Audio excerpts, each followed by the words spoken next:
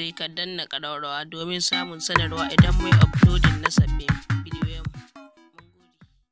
Shekarar 2021 da muke ciki, tun da fari dai kotun ta yanke masa ɗaurin shekaru 176 a gidan yari bayan samunsa da laifuka 56 masu alaƙa da yin faɗe, safarar yara da cin zarafin mata da kuma raba hotunan tsaraici. Jaridar Sunday Times Daily ta rawaito cewa mutumin ya yi amfani da gubar acid wajen kone ɗan yatsar da za a iya gano wasu laifuka da suke da alaƙa da laifin da ya aikata. An kama shi ne a watan Yuni na shekarar 2018 a garinsu da ke Berulam a arewacin Duban bayan da yarinyar ta kwarmata abin da ya aikata mata. An gano wasu bidiyonsa lokacin da yake wasu mata fyaɗe da kuma hotunan bidiyo na wasu ƙananan yara mata yana musu fyaɗe a cikin wayar salula. An kuma tuhume shi da yiwa wata 'yar matarsa fyaɗe tun bayan rasuwar mahaifiyarta a shekara ta 2013. Kotun ta samu mutumin da laifuka 56. Yanzu haka dai kotun ta yanke masa hukuncin zaman gidan kaso har na tsawon shekaru 400 a gidan yari. To a yayin da wancan magidanci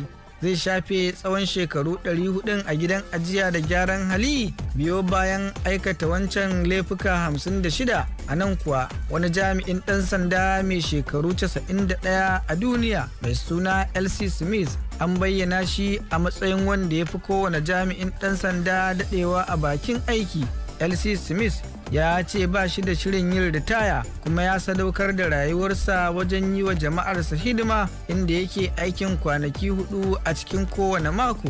Jami'in ɗan sandan ya kasance marar kuzari kamar yadda ya kasance a baya sakamakon tsufa da ya yi, amma duk da haka yana ran gadi a hanyoyin garinsu da ke birnin Kamadan a jihar Arkansas ta Amurka. Ya yi shekaru 46 yana aikin ɗan sanda, sannan ya yi ritaya, kuma duk da haka bai ajiye aikinsa ba. A lokacin da ya cika shekara 80 da haihuwa sai ya koma aikinsa a garinsu saboda yana sha'awar taimakawa unguwarsu da shirin yin abu mai kyau ga al'ummar yankinsa. Tun a watan Janairun shekarar 2011 bayan yin ritayarsa daga aiki, Smith ya fara tuna shekarun baya, wadda a yanzu ya shekara 10 yana aikinsa na ɗan sanda a yankinsu. Ya kuma kasance yana ƙaunar jama'ar unguwarsu kamar yadda su ma suke ƙaunarsa. A ranakun aikinsa yana fara aiki ne tun daga karfe 7 na safe har zuwa karfe 3 na yamma a sashin masu gabatar da masu laifi a gaban kotu.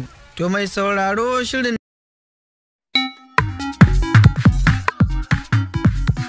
danna subscribe sai ka danna ƙararrawa domin samun sanarwa idan mai uploading na sabbin